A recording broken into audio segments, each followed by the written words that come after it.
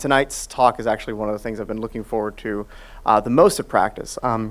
For the most part, kind of because it touches on something Frank said, which is in the channels that I follow and in the people I listen to, there's been a big conversation. Maybe some of you have similarly experienced this. There's been a big conversation over the past year or so about what is and is not a game and how do we draw those boundaries.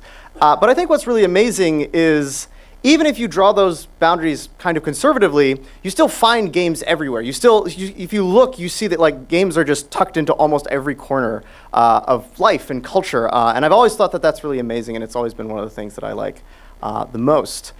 So at practice, we try to embrace this sort of thing, and we try to have sort of a left field speaker come in. We've had war gamers, and we've had the rules, the director of rules for NCAA football the past couple of years. But tonight we're going to hear about hip hop dance battles, which I'm very excited. So let me very quickly check my phone and introduce our two speakers.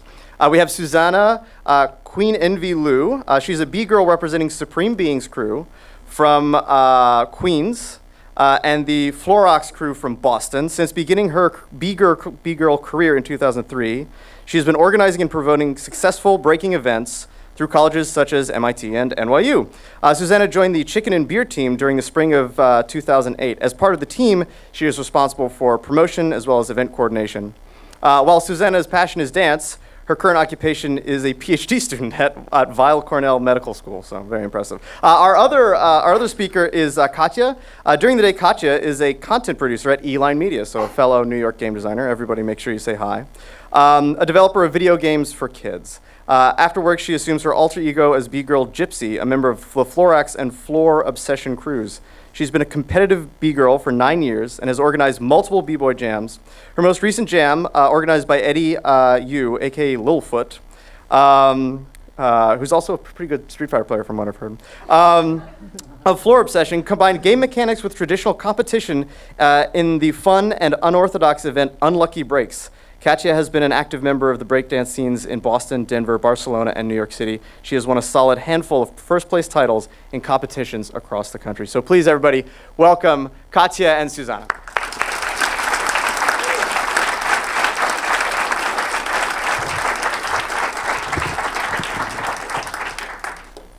Hey, everyone. I'm really excited to be here, and I'm sure Katya is as well. Let me pull up my presentation. Okay. Oh, hold on. Okay. All right, so again, thank you so much for having me here. So today I'm going to talk a little bit about breaking and B-boy jams. Just a little bit about the history and the organization of it. I'm trying to get this out for you. All right. Oh, thanks. You go over here. Okay. So a brief history. Hip-hop is a creative movement which started in New York City in the early 1970s. And there are basically 4 elements of hip-hop. Some say that knowledge is the 5th element. But so for the verbal aspect, we have emceeing, also known as rapping. And when done correctly, it can be very poetic, unlike probably what you've heard on the radio in recent years. And then so for the musical aspect, we have turntablism or DJing. And again, it goes beyond gluing songs together at the club. Turntabling involves a lot of scratching, tripping. It's really difficult. And then we have the artistic aspect, the visual aspect, which is graffiti. And if you guys want to see some really good graffiti, please go to 5 Points in Long Island City before the city tears the building down. Yeah. And then finally, of course, the physical aspect, you have breaking, or as you know it as breakdancing, which actually is a term that was coined by the media in the 1980s. But as dancers, we refer to it as breaking. And dancers who break are called B-boys or B-girls, and it stands for break boy or break girl because we get down to the break of the song. And it was developed in the 70s in parties and in clubs where people who attend these parties will try to one-up each other in these clubs. And as such, they try to bring in other elements. They take elements from salsa or martial arts. Martial arts is a huge thing for us dancers. And they begin to add more and more difficult elements, eventually getting down to the floor on all fours, and then eventually spinning on all parts of your body. We have like head spins, hand spins, knee spins, shoulder spins. So all of that. And then eventually it caught the eye of the media, and you have movies such as Beat Street or Flashdance being made in the 1980s, and then it blew up in the United States. And because the American population is so fickle, it quickly died. However, in the worldwide scale, it really began to take root, and outsiders outside of America began to see breaking as more of an art form, as opposed to a lot of people in the US, because of the way hip hop moved towards the direction of gangster rap and all that. Breaking and anything related to hip hop became seen as a negative thing. So it's not really, sadly, it's not very well supported in the United States. So next slide, please. So this is, so outside of the US, internationally, like I said, breaking began to take root, and internationally it blew up. So this is a big event in Germany called Battle of the Year, and it was started in 1990. And the format of this is crews from all over the world in many different countries. They hold qualifiers, and the format is they put together performances. So instead of battling right off the bat, they put together a show, and then based on the quality of the show, the judges will pick the top 4, and then the top 2 will battle for the 1st and 2nd place, and then the 3 and the 4th place will battle for the 3rd and 4th place. And so I just pulled up a couple of pictures here. Battle of the Year is sponsored by Braun, and you can see in the audience that there are thousands of people. And I mean, this is pretty much unheard of in the United States, where you have a breakdance battle where thousands of people will attend. Next slide. Oh, okay, so Battle of the Year, again, it became really popular. So a couple of, maybe 5 years ago, I think, a Korean-American director named Benson Lee made a documentary following 4 different teams, one from France, one from the US, one from Korea, and one from Japan. And it followed their journey in training to get to Battle of the Year. And then it was really popular, and it was screened in the Tribeca Film Festival. And then this movie, starring Chris Brown, was released earlier this fall in movie theaters. I'm not sure if anyone noticed it, but it had a really brief stint in the movie theater. But actually, it wasn't really all that bad. I saw an advanced screening of it, and it starred a lot of our friends from New York City, actually.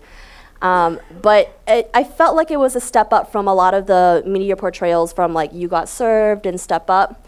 So it rang more true to our culture. So I just wanted to highlight that. And then, so this next event is called the notorious IBE. IBE stands for International Breaking Event. So this is a 3-day festival held in the Netherlands. And basically they hijacked this little town called Heerlen. I don't know if I'm pronouncing it correctly.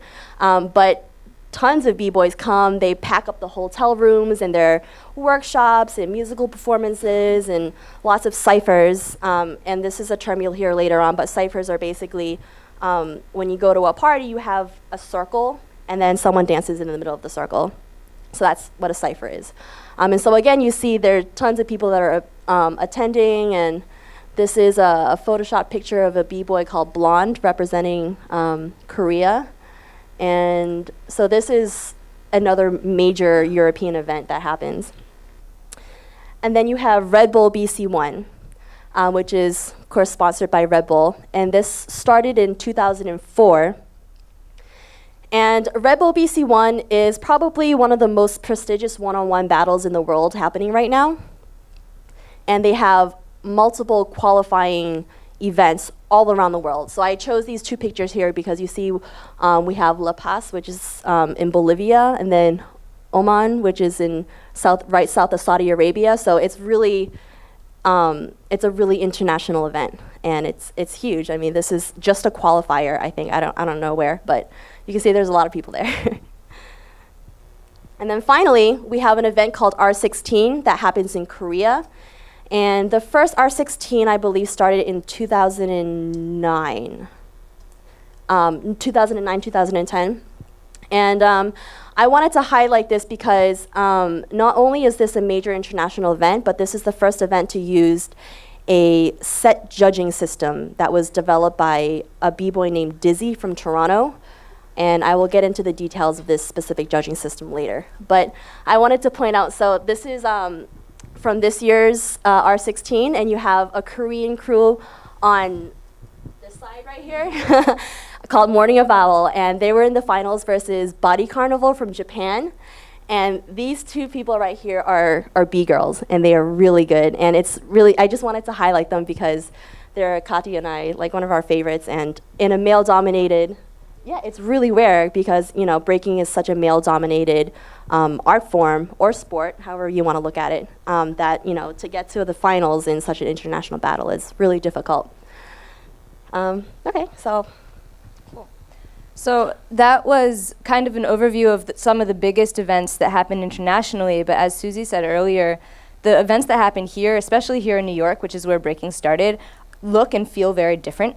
And part of that is because of the decline of the popularity of breaking in the 80s, and then breaking being pushed into this image of hip-hop as being something that's negative and something that's kind of like kids becoming gangsters, and we don't have the support behind us that that other countries have in those big events. So these are images here of a cipher. So what we were looking at before were just giant competitions, big tournament style, high prize money, tons of people flying in from over the world, high profile judges. What happens in New York are smaller events, or what happens in the US in general, but New York are smaller events that often have local judges. Often we or our friends are judging. People come all the way from Connecticut.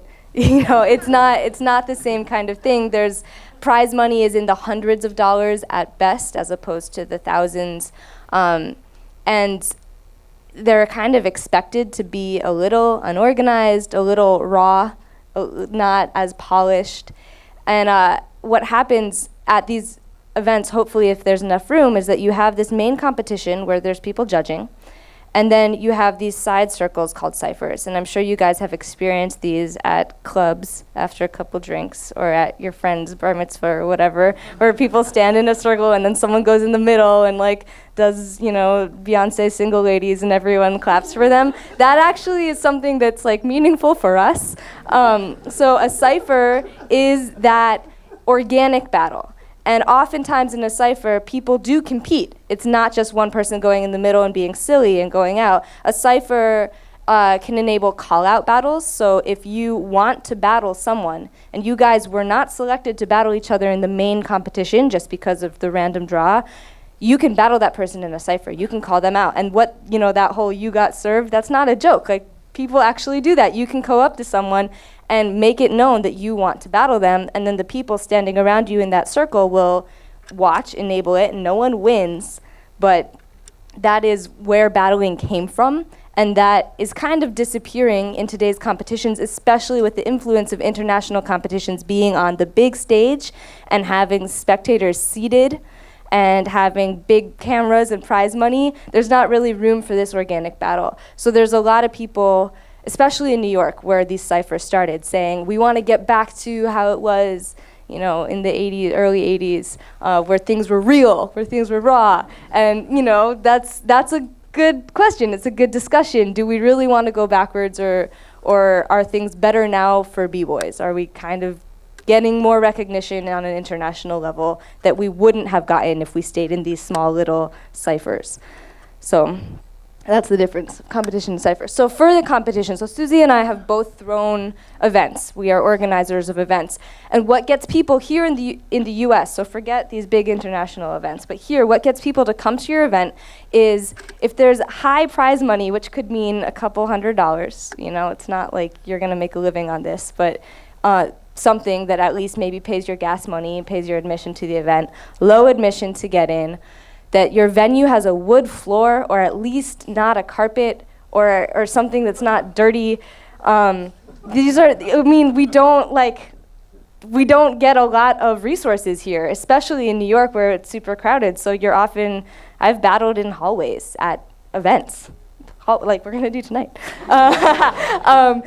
Good music, so having a good DJ, the best DJs were also b-boys, so our DJ tonight actually used to break, and it's just knowing what the dancers like, what they feel, knowing how to DJ for a battle is very different than just pressing play on a song and letting it go.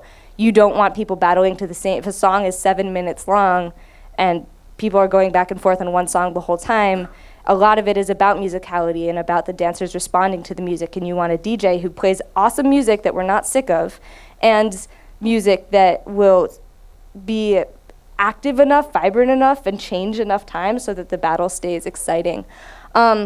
And then exhibition battles, there's a lot of like, oh, this guy from California looks a lot like this guy from Minnesota, and we think that they should battle each other, so we're gonna spend our little funds to fly them out to our battle, not even call a winner, it's just an exhibition, and that attracts more people. And then having good judges. And we're gonna talk a lot about judging and how judging is such a controversial topic in breaking. But everyone has a different opinion of what's a good judge. So that's what attracts people to an event. So judging, the traditional judging is really just, you are the judge who's done this before, you are a dancer, and you pick the person who you think won. That's the rule. So, and here we see at Red Bull BC1, the judges are the 5 people on the stage there, and they're holding up cards that say El Nino or Rocks Right, which are 2 b-boys who are super famous in the US. And that they're really just holding up those cards at the moment. They're not explaining themselves. They're not giving a score. This is traditional judging. You can throw a tie, and then maybe there's a tiebreaker. But you can see how judging is very, very personal, very subjective. And oftentimes at these battles, judges will pass a mic around before the battle starts saying like what they're gonna look for when they judge. And they say, what I'm gonna look for is musicality. If you don't hit the beat, I'm not gonna give you any credit. It's not points, it's just like props. There's no system traditionally. Or they say, I'm gonna look for you doing clean moves. If you crash at all, that's not okay. Or I'm gonna look for you being original. If you crash but you were doing something more original than the other guy, okay, I'm gonna look for you to respond to someone. This is a conversation like we're talking about here. It's not just you dancing by yourself. You need to be responding to other people. So every judge has a different way that they think a battle should go, and there's oftentimes calls that the crowd doesn't agree with, or that the battlers don't agree with, and then the judges get called out in the cipher. So, and that's kind of part of it. That's part of what makes this scene so interesting. And that is totally eliminated in these bigger events that actually have judging systems and don't have ciphers. So you can kind of start to see the difference between what happened in New York in the beginning and what still is kind of happening here now versus what's happening on stage in Korea, for example. Okay, so to address some of these issues that Katya just spoke about, I mentioned earlier that Dizzy, this b-boy from Toronto from Supernatural's crew, he tried to put together a judging system. And the concept first came up in, I think, 2000. And then throughout the years, it's been tweaked. And then finally, in 2010, it was implemented at R16.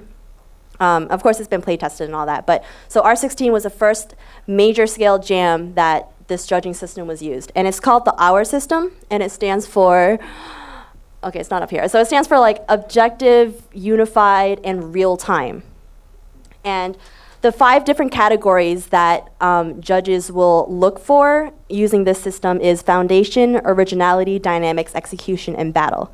And so this is just basically a screenshot of one of the battles that happened at R16, and you see like the scores that were given for this side, and I'll describe to you in the next slide a little bit more about the judging system. So foundation, so what does that mean? So foundation includes, this was taken from their website, so which is ourbboys.com. So foundation includes confidence. And actually, they state that confidence can come into play in any of these categories. And musicality is also really key, because after all, this is a dance.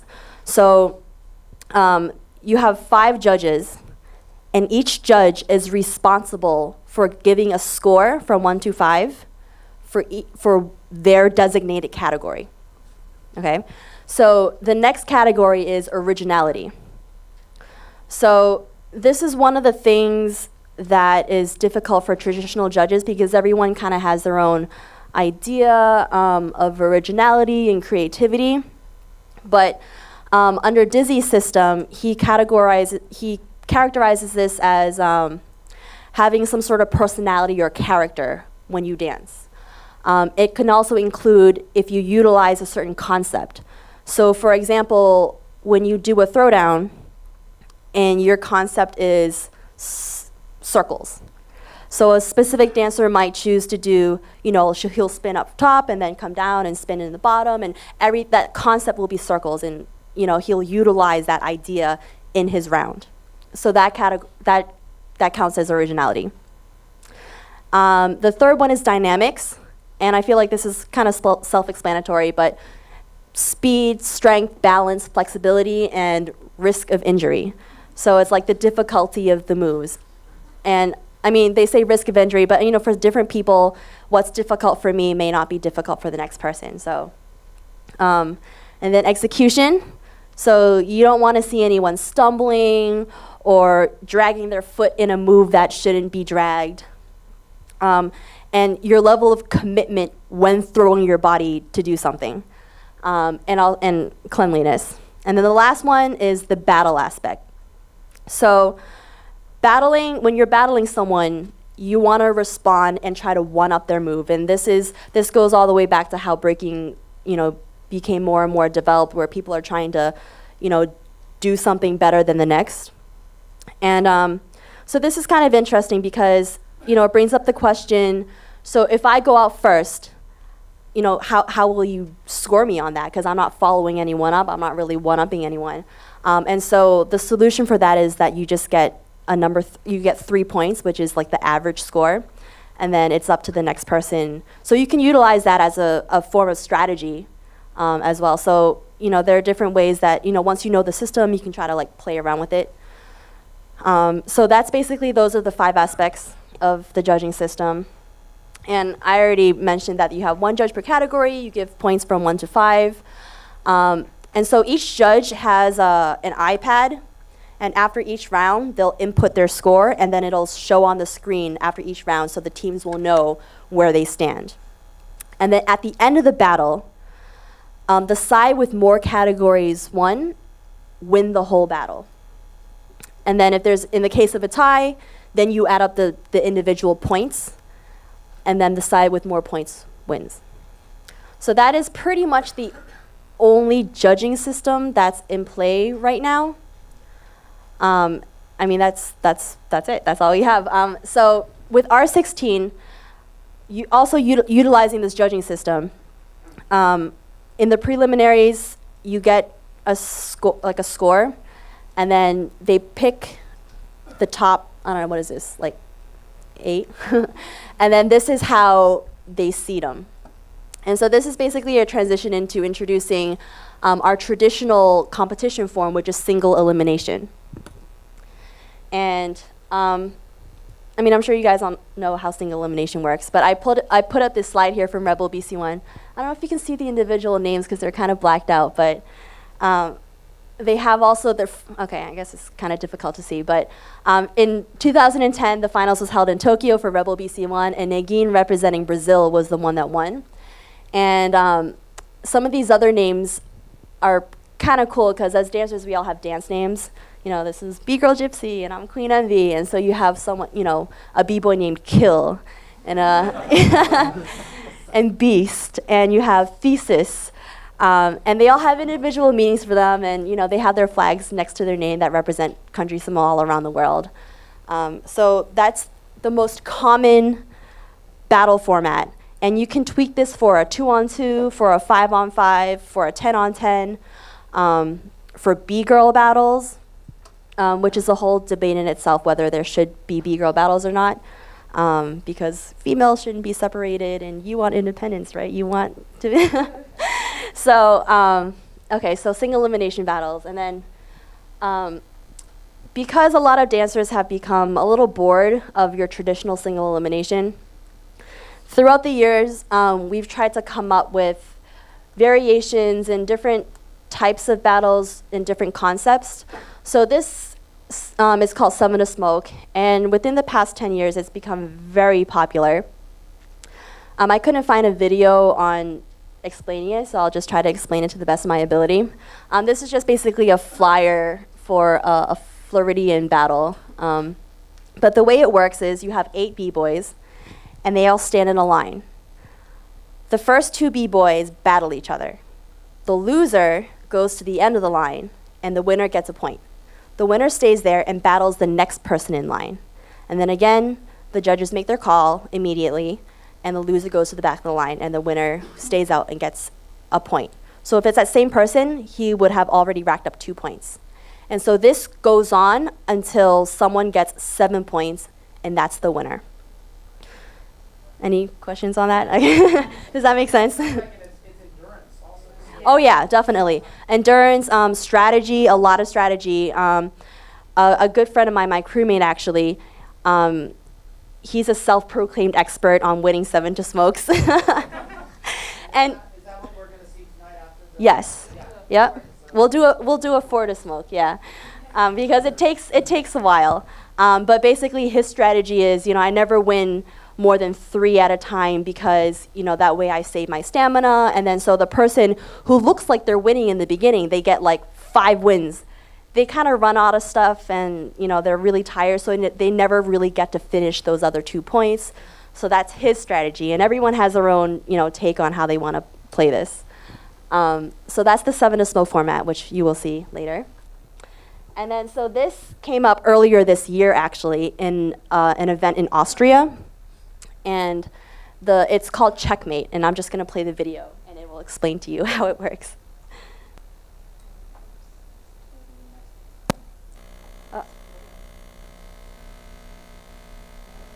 Oh my God, what happened? Yeah, no, it worked before.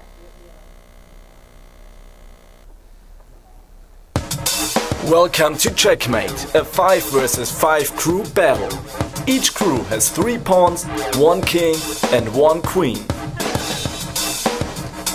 A pawn starts the first round, and one of the enemy's crew's pawns has to answer. After these 2 runs, the judges decide who was better. The loser has to leave the dance floor. The one crew still has 5 players, the other one is left with 4. The king has the power to challenge a specific dancer from the opposing crew before he starts the battle. But if the king challenges a dancer, it's a pure one-on-one situation. No routines, no commandos. After the 2 runs, the judges decide who stays and who has to leave the dance floor. The queen also has special abilities.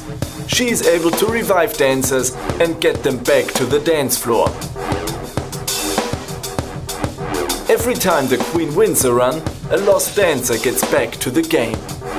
However, the queen can't kick dancers off the dance floor, so if you lose against her, you don't have to leave and stay in the game. If the queen loses, she has to leave the dance floor and the crew can't revive any more players. There's always a chance for routine, but if the king is part of the routine, he's not allowed to choose his opponent. The crew who manages to kick out every player from the opposing crew wins the battle.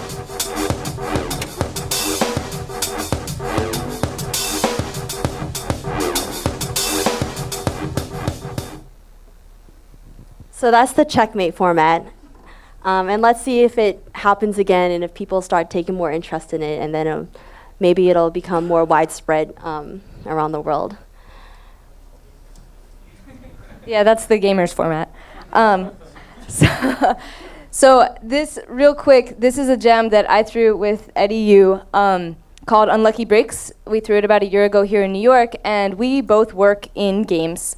And we thought it would be fun to throw a battle that was a little more lighthearted and a little unorthodox and involved more game mechanics. So it's called Unlucky Breaks because it's kind of about gambling. You spin a wheel, and on that wheel is a handicap, and you don't know what you're going to get. And the handicap will it will give for you and the person you're battling, so it was a one-on-one, something that you're really not used to doing when you dance. For example, wearing a tutu. Or dancing to Britney Spears, or I don't know. There was a ton of these handicaps. So this got a lot of interesting reviews from the breakdance community.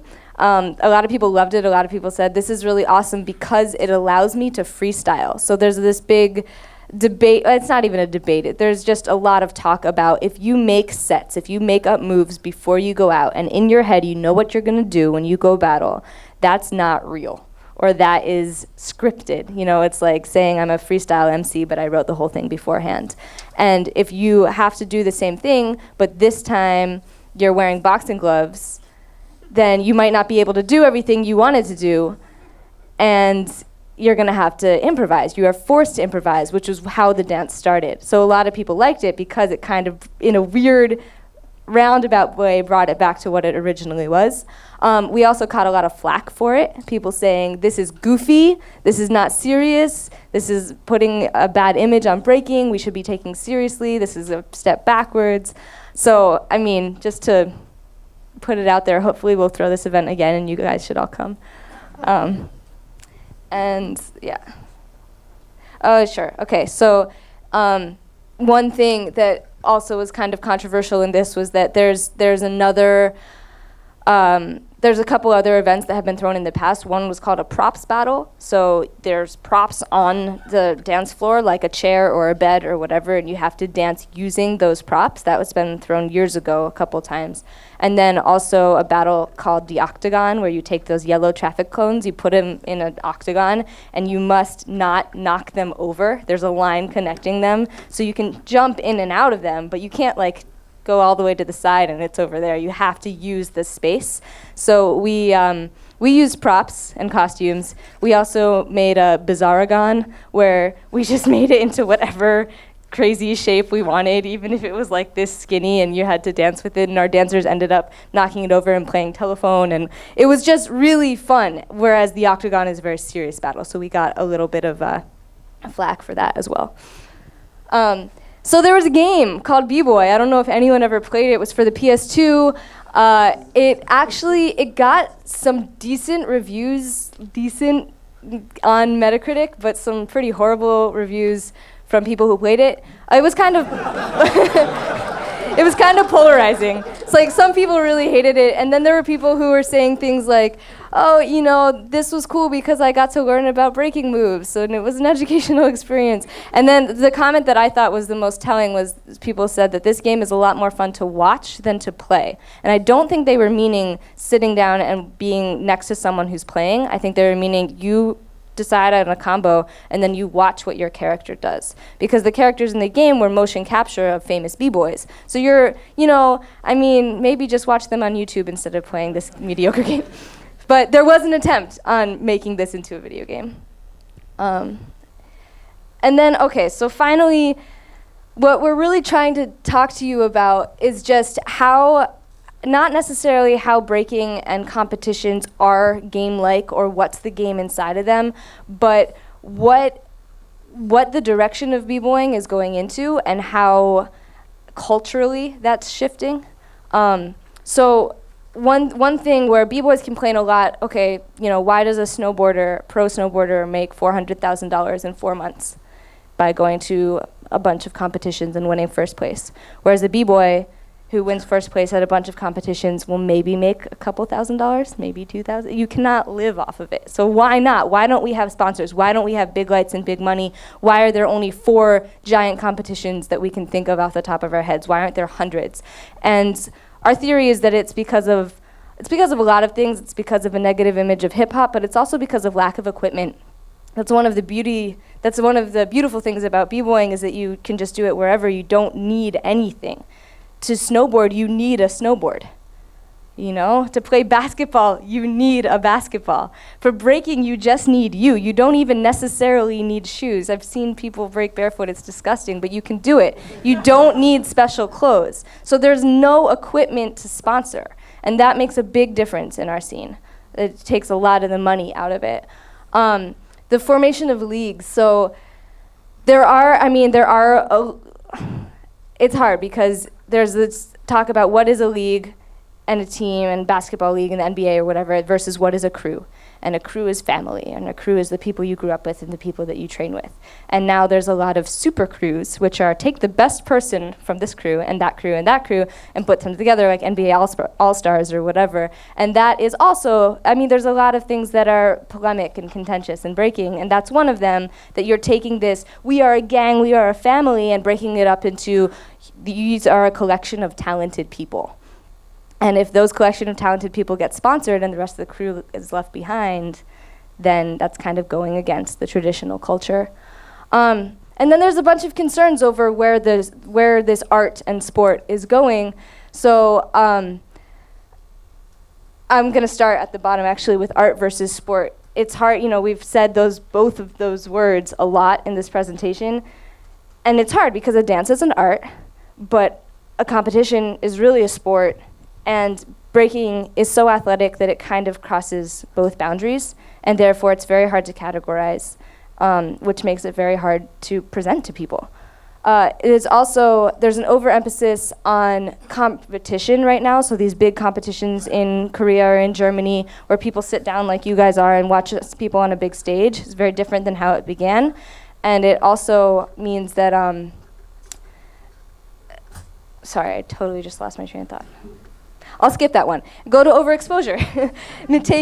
So we see breaking now on commercials. So like Samsung commercials, you see B-boys. Or I just took a flight on Virgin, and they have a new little Virgin safety demonstration with the dance. It's crazy. And there's 1 second of these two B-boys in it that you can barely see what they're doing, but you know that they're breakdancing. And so you're not really learning anything about it, but it's in the pop culture, it's in commercials. And what is that really doing for us? What are these step-up movies doing for us? What is people saying pop and lock in the way, way back with Steve Carell, if you guys just saw that? What is it doing for our culture? Not much, because it's not really explaining what it really is that we do, but it is exposing us. So we are getting gigs, and we are getting, to work at people's parties and to do performances. So there's a positive and negative that goes with it. Actually, do you want to talk about the exploitation point? Oh, okay. So another concern of ours is exploitation. And so with the push to try to form these leagues and unions of B-boys, and also maybe to try to get some corporate sponsorship, it happens overseas, but let's say we're talking about the US now. It's really difficult for dancers to get corporate sponsorships, not only for some of the stuff that we just talked about, but we don't really know, so as dancers, a lot of people don't know how to represent themselves professionally. All they know is just how to dance. And because there's not a lot of money involved, we can't afford to hire agents to speak for us. We don't really understand, how to market ourselves, how to communicate with people professionally. And so when we do get the chance to trust someone who isn't a dancer to help us do these things, we're afraid of being exploited. We're afraid of being represented incorrectly. And that's an ongoing issue now. So. Cool. So, that's pretty much it. I hope that you got a little bit of a sense of what it's like what are the considerations that you need to think about when you're throwing a B-boy competition? What is the controversy and the tension between traditional breaking from New York back in the 80s and kind of still what exists today versus this international grander scene that is developing now? And, this also the tension between the game of it, the sport of it, and the art of it as well. So thank you very much.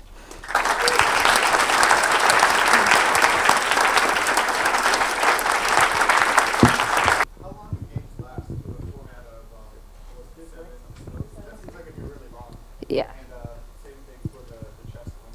Like, what's a typical game night? Well, I've seen long and short Seven of Smokes. There was this one that I went to in Philly where Bboy from Boston, he just ran through all of them. And that ended very quickly.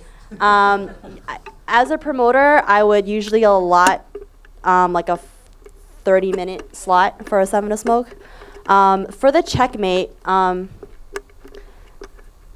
20 minutes maybe for a single battle. And again, it all depends, and the checkmate hasn't really been used as widely as Seven of Smoke, but around that time, yeah. And also with the hour system, what happens if they're still tied after you sum together all the subcategories? No, I do know. I can't remember. Is there such thing as a tie? There is. What they'll do is you pick your best Pokemon from each side. No, but it's true. You pick your best contender, you send them out, and it'll be one-on-one, and they're judged on the same system, and you're crossing your fingers and hoping that there's no other tie. Yeah. That sounds right. Think about that, though. How are there ties if there are 5 categories and you win a category? So how does the tie happen? Can you tie the category? Yeah. Yeah. How long is each individual battle, and does that differ between formats? So we usually judge as if we're promoting an event or organizing an event, we usually do our timing system by about 30 seconds around, and that's generous. So in other dances, if you go out and dance for 30 seconds, that'll feel really short. In breaking, 30 seconds is incredibly long because you're basically doing gymnastics on concrete. And so if you say it's a one-on-one and they each get 1 round, that could be a minute. There's usually a little bit of like walking around and looking tough, but it's more or less, yeah. I mean, also, as you know, they've done a lot of events, and what happens is, as an event thrower, you're really thinking about entertaining not only the dancers but all the spectators. So it's almost like putting together a fight card at a combat event. So you have to think about, look, if you're going on a low level and you know that these dancers aren't very good, and spectators aren't going to enjoy watching, 5 rounds of mediocre dancing, then you want to keep it short and let them showcase what they have that's best, and then run through that really quickly. Meanwhile, at like the world stage, you're going to have longer battles because you know that they have plenty of moves in their arsenal that they can show for up to like close to like 2 hours. Yeah. Material. Spectators is something that we didn't talk about, but I meant to mention when I had that brain fart earlier. That's what it was. That being a spectator in this is difficult. A lot of the people who go to like these little events here in New York are b-boys. I would say it's 90% b-boys and maybe 10% people's girlfriends. And you guys will see later, we want to do this in something that feels a little more organic to what we actually do, and we'll all go out in the hall where the reception is, and you're gonna have to like crowd around each other to see, because that is what we have to do. So making this, cutting down the time to help out spectators and help out b-boys who are waiting for it is important. I wanted to also make a note, as promoters, sometimes when seating, we pick names out of the hats. Oftentimes, people will kind of predict who are the better dancers, and they'll try to seed them so that we have good battles too. And a lot of people complaining about this because it's not, real and it's not fair, but it's something that we still have to consider as promoters. Yes. So within the gaming community, you have to be a good sport when you lose. What's like the etiquette for winning and losing? You were just laughing. It varies widely. If people are, no, you don't have to be a good sport when you lose. And a lot of people aren't. A lot of people are. There's a lot of like handshaking and but there's a lot of, if you judge a battle, you are afraid of being called out, because often the person who loses will be mad at the judge, and then they'll want to battle the judge. And then there's a lot of, smack being talked. But that's part of the scene. I'm shouting. One battle that I went to a while ago, the one guy lost. He didn't feel like he deserved to lose. He called out my friend who was judging, And afterwards, he looked really angry. We didn't know who he was. He had traveled from far away. And afterwards, he came up to us and he said, "Thanks for letting me call you out, man." You know, I felt like I lost, so I felt like I wanted to prove myself in another way. So he looked super mad, totally lost his cool, called out the judge, made a big scene, just so he could do something and feel like he was contributing to the vibe of the event. So if that, I mean, there's a whole spectrum. Yes.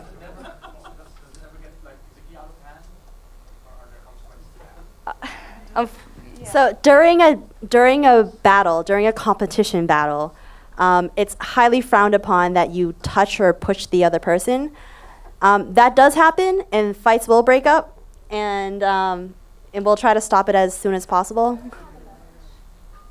Not in recent years, but New York City is known in the early 2000s to be a very aggressive scene. Well, being aggressive is part of it, right? If you stand up and you're like, "Oh, okay, my round's done," you know, you want to be like, "I just smoked you," and like do that little thing. So sometimes it looks like a fight's gonna break out, and then it doesn't, and then they're friends, and you're, as the spectator, you're a little thrown off by that.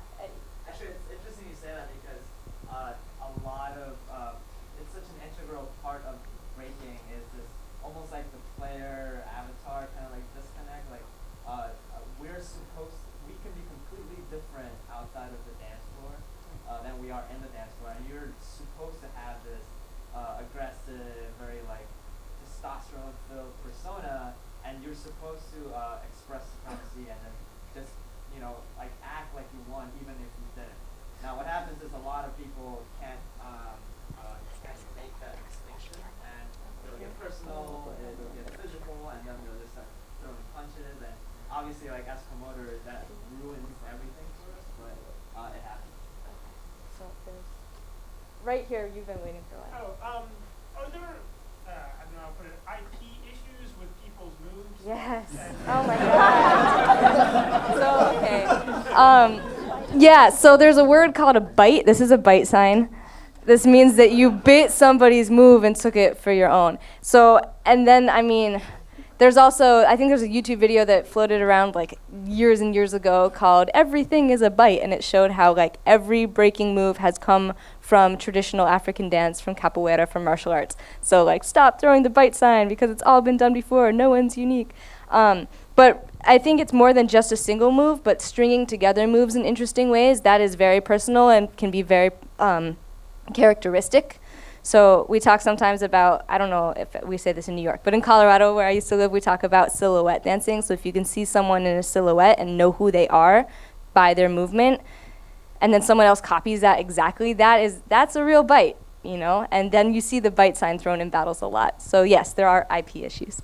And there's also a saying that we say, it's not what you do, it's how you do it. So it depends on the context of what you're using your moves in as well.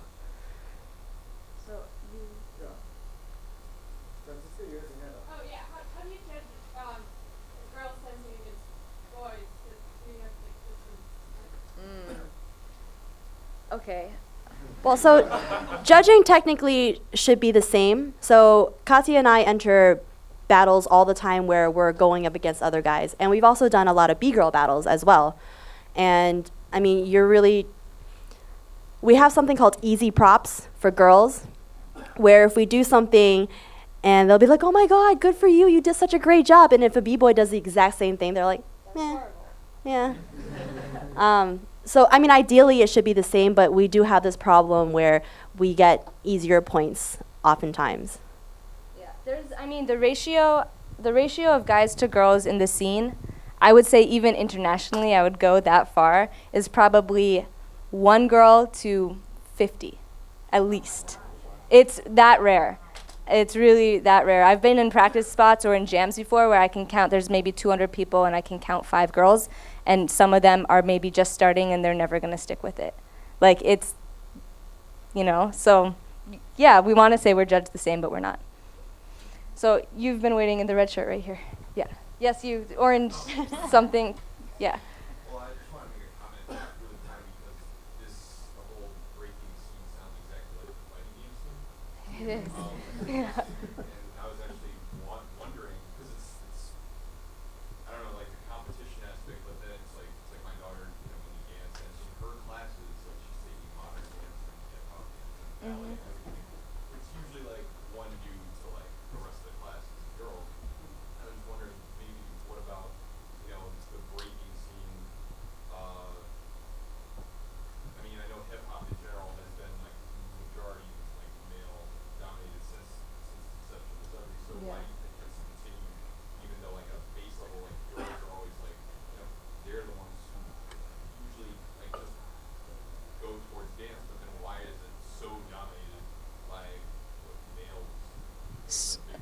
So, physically, there's definitely a difference. I've taught tons and tons of girls. I've taught classes that are for girls only, and then I've taught boys as well, and guys just can pick up this movement easier. I hate to say it, but I've been in this a decade, and it's true.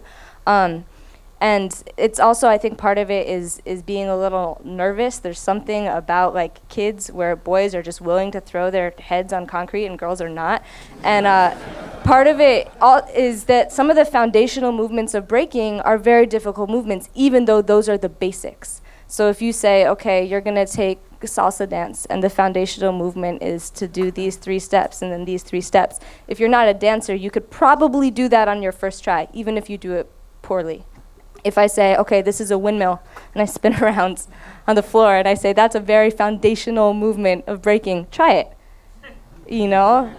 If that's, it's hard physically. Eddie, you wanted to say something about that topic? Sorry to Eddie. well, like Frank, I love talking about breaking. I mean, as he likes to talk about games, but I think the aesthetic standard is usually, male-based. So all the movements that we do are coming from b-boys. Meanwhile, other dancers, you have them, the male movement and the female movement, and the female movement tends to be, graceful, or, whatever that standard is, it exists for women, and that tends to not be the case for breaking. One more. Okay. So have there been efforts to kind of transform what is considered breaking so that it becomes more accessible to kind of a wider range of people, be they male or female? Or is it conservative in that sense that this is considered breaking and that isn't? Is that holding back kind of that increasing diversity?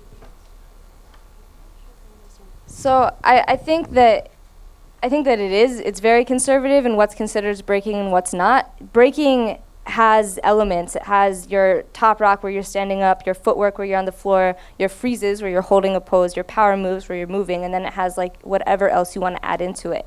But there is a line. You can't just come out and be like, I know capoeira, and just do capoeira. You're not breaking if you do that. And so people are it didn't used to be like that. I think in the 90s you could come into a breaking battle and like lock or pop and people would be like, oh look, you have multi-talents. But now it's not like that at all. It's really rigid. You see moves that are interesting and new, but they're still in that kind of aesthetic of what breaking is. And I think that people would be angry if we tried to kind of water it down and be like, oh, these are easier movements that more people can pick up, that girls can pick up easier, that non-dancers can pick up easier. I think this scene would be like, what is that? That's not breaking. We don't want to see it in our battles. All right, so thank you, everybody. Thank you, Susanna and Katya. With that, let's get started.